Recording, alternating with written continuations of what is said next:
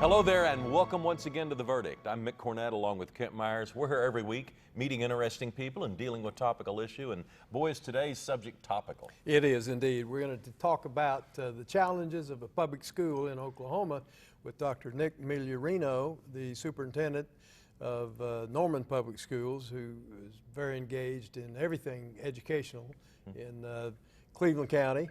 But he's got a vast experience background that we want to talk about with him, and it equips him well to meet these challenges. I think everyone who's ever been to school is an expert on education.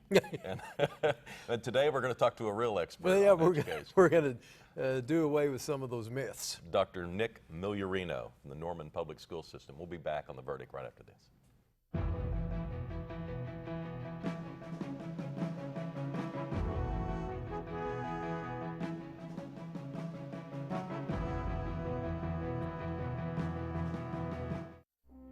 Alabama remembers us. The Chickasaws lived and hunted here for thousands of years. We governed here, built fine homes, farms, businesses, even joined forces with U.S. soldiers until we were forced west to Indian Territory to start again. In huge murals in Tuscaloosa that depict our history and removal, Alabama remembers us. Through historic sites and stories about Chickasaws along the Natchez Trace, all echo a time when Northwest Alabama was our sweet home. Today, many of us return to touch the earth and trees we once knew so well, and meet Alabamans who lost so much of their own past. When the Chickasaws were removed, in the America we share today.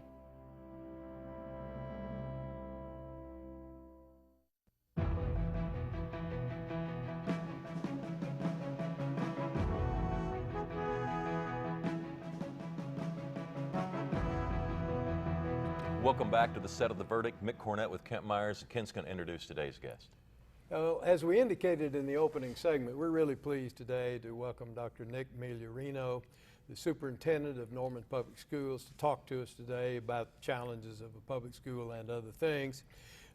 Nick did his undergraduate work at East Central, got his master's degree at UCO, got his PhD at the University of Oklahoma.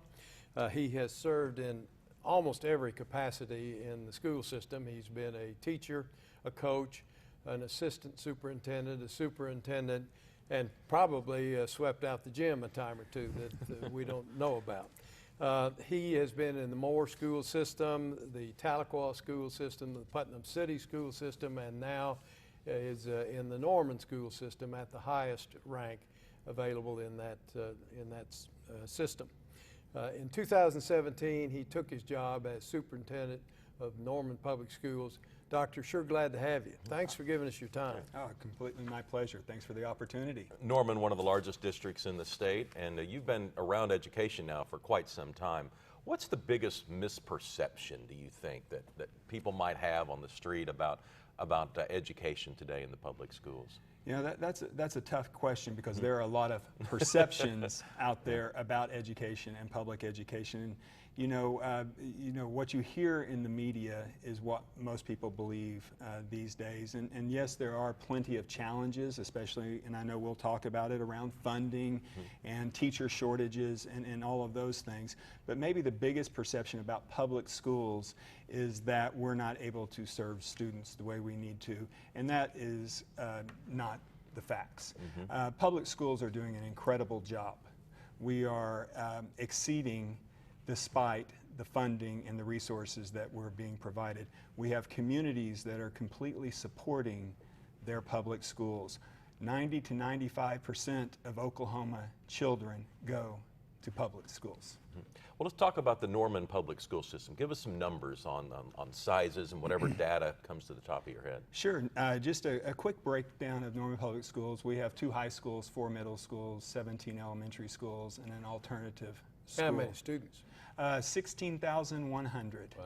Yeah, just a few, and we have about 2,000 employees, 1,600 certified teachers. Well, you mentioned just a second ago about funding challenges. I know we're going to be talking about some of the challenges you and your system face. Talk to us a little bit about what the challenges are relating to funding.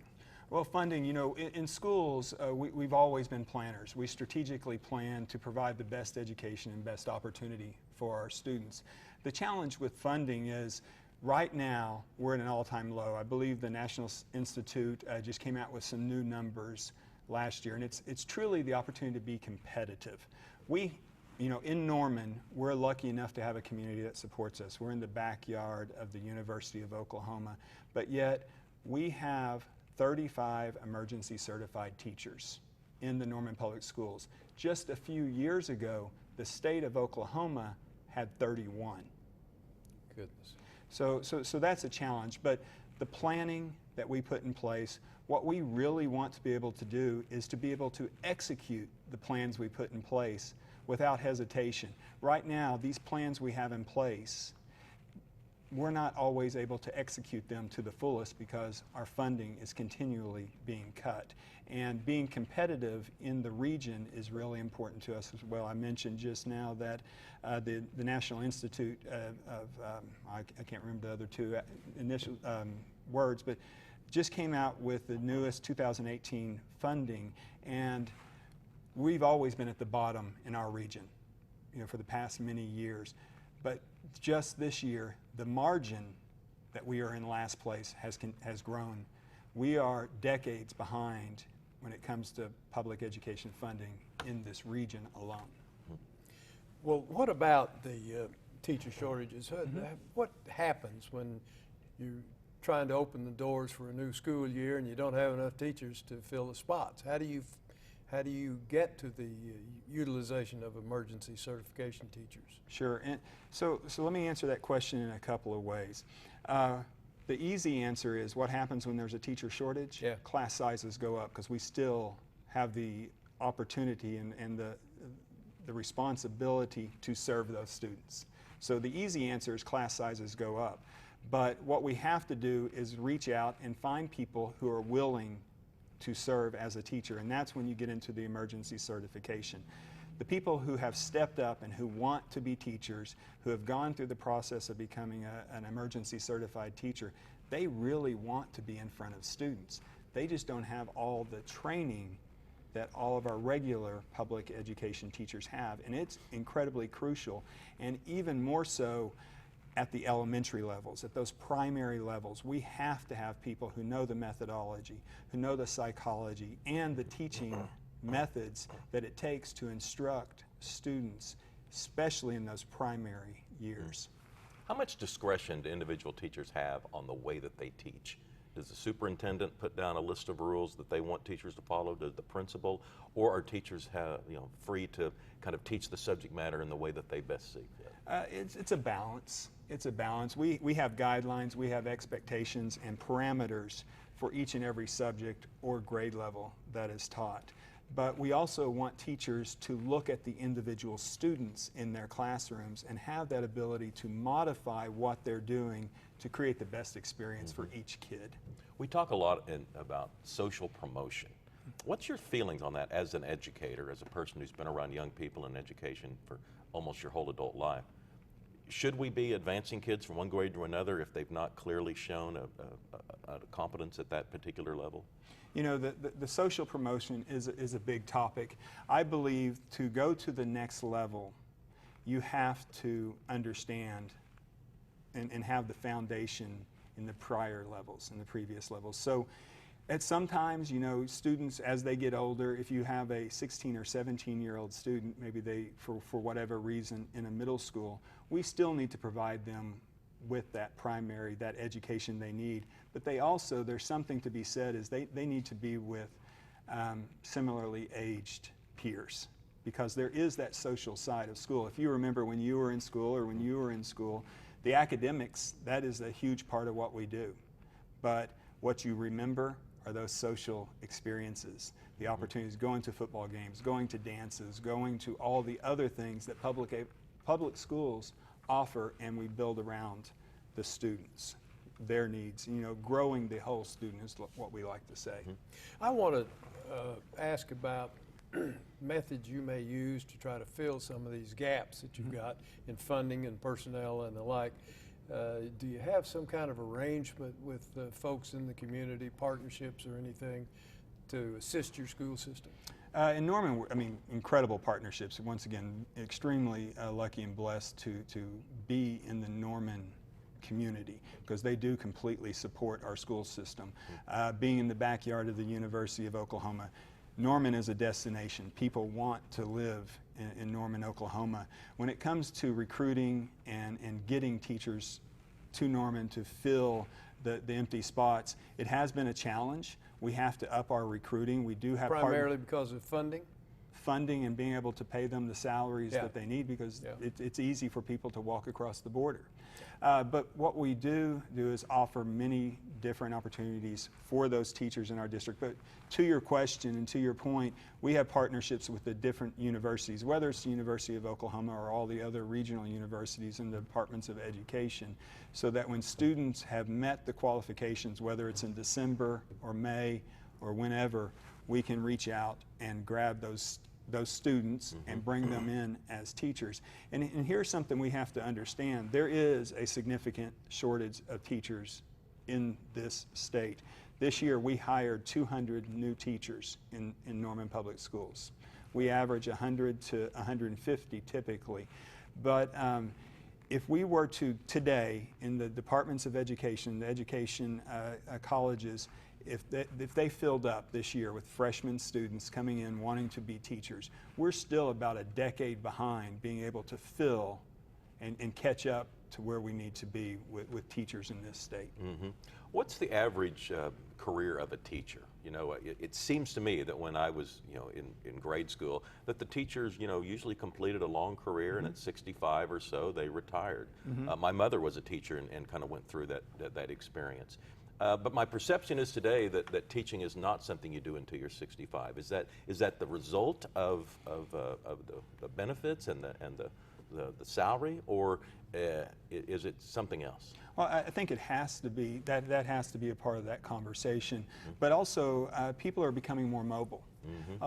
We still have educators that are career educators, but they move from district to district a lot more freely. So a teacher may stay with us for 5 years and then go somewhere else. Our goal is we can keep a teacher in our district if we can keep them there for 5 years and show them the benefits of being in the Norman Public Schools. Dr. Nick Migliorino is our guest today. He's the superintendent at Norman Public Schools. We'll be back more after this.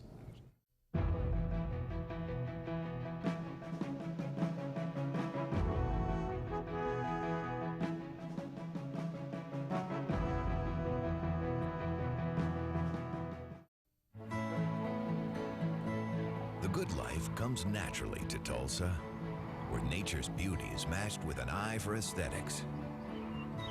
A legacy of neighborhoods graced with lawns and landscaping and handsome homes. A place that seems to have patented an ideal lifestyle. Bank First is loyal to the quality of life Tulsa assures its citizens, to the priority placed on education, culture, and growth. Loyal to builders who transform raw land into residential charm. Developers who see opportunity and add vitality to Tulsa's economy. Bank First serves both enterprise and private lives that need a loyal partner. It's how we help nurture this city's very good life. Bank First. Loyal to Oklahoma. Loyal to you.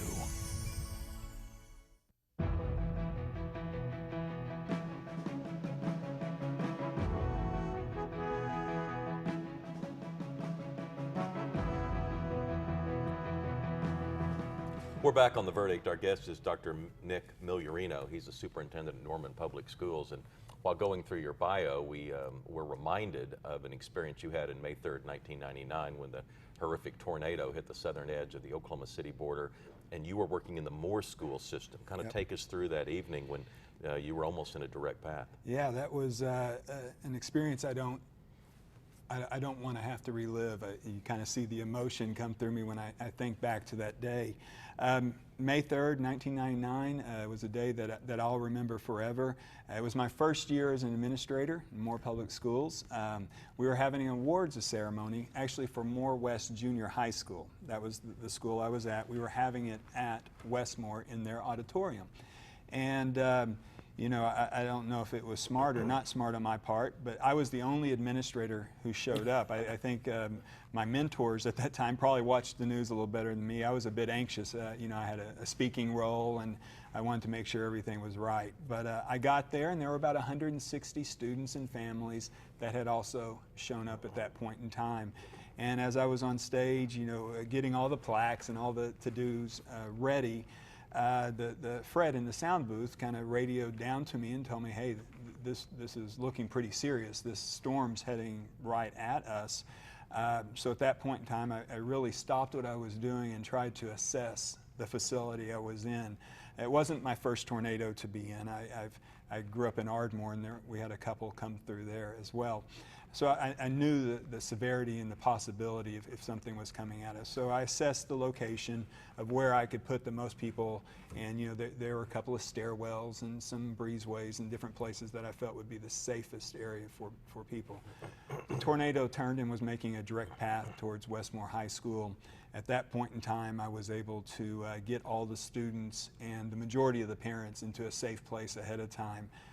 You know, so I share that some of the most challenging times during that was trying to convince everybody to get to a safe place. Ultimately, when the building started shaking and the roof started moving, yeah, I was still in the center trying to convince some parents to get to safety. Give up their front row yeah, seats. that divine intervention kind of stepped in, and the writing was on the walls, and everybody moved pretty quickly once it started shaking. But it was a very traumatic event. After it was over, no one sustained any injuries. Very, very lucky there.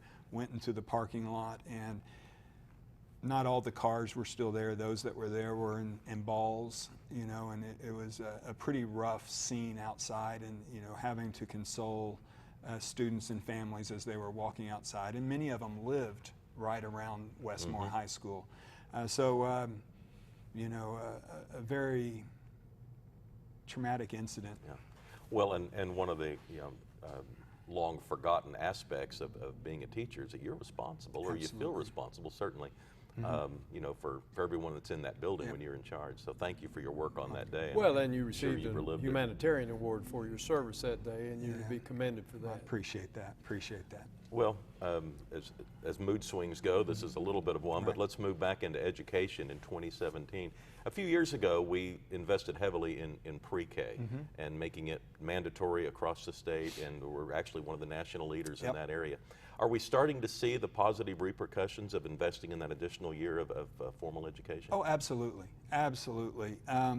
You know, the more time we have with students, the better our opportunity in education to get them to where they need to be. You know, in society, we have families with means, and we have families without means. And a lot of times, those families who don't have the means and the opportunity to provide experiences and direct instruction to their children get left behind. But if we can get those kids in at an early age and start providing some structure and some consistency in exposure to different things, that learning curve is in Norman, we track it directly, and we're seeing the huge benefits of that. And we've always in Norman been a proponent of early education, and we continue to even open up opportunities for students to get them any earlier, because our saying is if they're not here, we don't have a chance. Right. What about technology? Sure. I know it's creeping ever into public education and grade schools. I think people might be surprised at the level of technology that's in the average classroom today. Absolutely, and it's kind of been a misnomer, you know, those fallacies that are out there. Technology has always been in schools, but it hasn't been until recently that we have learned how to actually use the technology for instruction. I like to say technology helps break down the walls of the schoolhouse. Instead of teachers having to be the keeper and the holder of all the knowledge, or this static textbook that hasn't changed in 5 years until the next adoption, being the holder of all the information. Now teachers have that opportunity to be questioners, proposing topics, and students then are able to go out and research things in the world and then come back to the teacher with questions they may have never even thought about asking back, and that collaboration, that opportunity. And it, you know, technology also is the opportunity to create equity across the board. And when we have the ability to provide technology to all the students, everybody's on an equal playing field when it comes to the access of knowledge. I know that in the Norman system, you have something called a College Career Center, Yes, but I sir. don't know what that is. Can you tell our viewers? Yeah, College and Career Center, something we're really proud of. I'll regress just a bit and say I'm very thankful to the Norman community. We've always had the ability to pass bonds, and without that support in our community, we would not have the ability, the financial ability, to maintain our buildings, nevertheless create new and incredible opportunities for our students. In this last bond, in the 2014 bond, it was $120-something million. And that sounds like a lot, but really for as large as our district is, it is not near enough. But we created a couple of things at our high schools that we feel are very important. One is our freshman academies, the other is our college and career centers. And our vision is schooling has always looked the same. We want our students at the schoolhouse to see what things could be like. So our college and career centers, they give our students the opportunity to have a more collegiate or professional feel when they're going to school. And what that means is we have a lot of collaborative areas, a lot of soft seating, a lot of opportunities for students to collaborate with their MacBooks that they have, teachers to come in and do small groups. Learning is not confined to the four walls of a classroom. We're able to spread out. Also on the career side of it, we have the opportunity now and the space to bring in professionals, whether it's in business, medicine, healthcare, or any other area, to come in and do small group sessions with our students. How are they received by the students? Incredible. Incredible response by our teachers. I have a superintendent student advisory group, and we met yesterday with them, and my goal on that is to get input from them and how we make things better, and that was one of the topics they talked about, and we're really excited about this. When in a typical high school career would a student have access to a college career center? At what level? For us, beginning 9th grade. Oh my. Yeah, absolutely. As soon as they reach the high schools. And we essentially have mini college and career centers now with our libraries at each of our middle schools as well. Talk about your freshman academies. I know you mentioned it just Yes, a sir. minute ago, but I wasn't quite sure what that was. Well, everybody's been through a transition, whether it's been from elementary school to a middle school or a mid-high or junior high, and then from that level to a high school. And transitions are tough. I mean, let's just face it, any kind of transitioning from one job to another is tough. Our responsibility as an educator is to make that transition as easy as possible. We're research-based in everything we do. We look at the data, and the freshman academies were incredibly important for us to implement, because if you look at the data of freshmen, how a freshman performs in high school is an incredible indicator of their entire high school career. So the more comfortable we can make a student when they come in, provide them with their resources they need to be successful, the more opportunity we have to increase our 94% graduation rate even higher. Wow. And can I say one other just thing? quickly, we're yeah, running out of time. absolutely. The freshman academies, it's a home base for students. It's a safe place that not everybody comes to. So. Dr. Nick Migliorino, thanks for coming on the show. We're going to have to Thank have you him very back. much, and good luck for We've Absolutely. run out of time when we're just touching the surface of Absolutely. the answers I'd like to get from you. Kent and I'll be back with the final word when we return.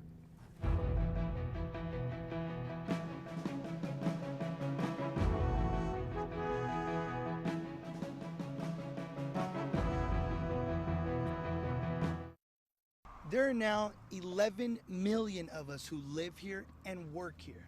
I was 15 when I came here 6 years ago. I raised my family here.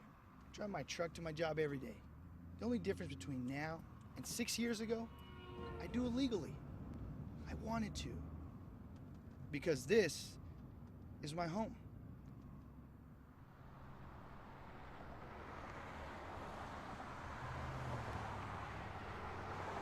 All children deserve a life of hope and love, but sometimes they experience a life of pain, neglect, and abuse. When that happens, each child deserves all the quality assistance and representation that can be offered in our legal system. For more information, call 23-CHILD. Oklahoma Lawyers for Children, helping to bring hope and love back to the lives of abused children. You will always be Mom and Dad to me. I really think people are so unaware of the number of kids waiting just in Oklahoma. And I think if more people knew that those children were out there waiting, you know, I think that just by the way we live our lives and the people we talk to, that maybe we can help encourage adoption from Oklahoma. You will always be Mom and Dad to me. The Journal Record is pleased to be a sponsor of The Verdict. The Journal Record, since 1903, the best source of Oklahoma business news and legal information.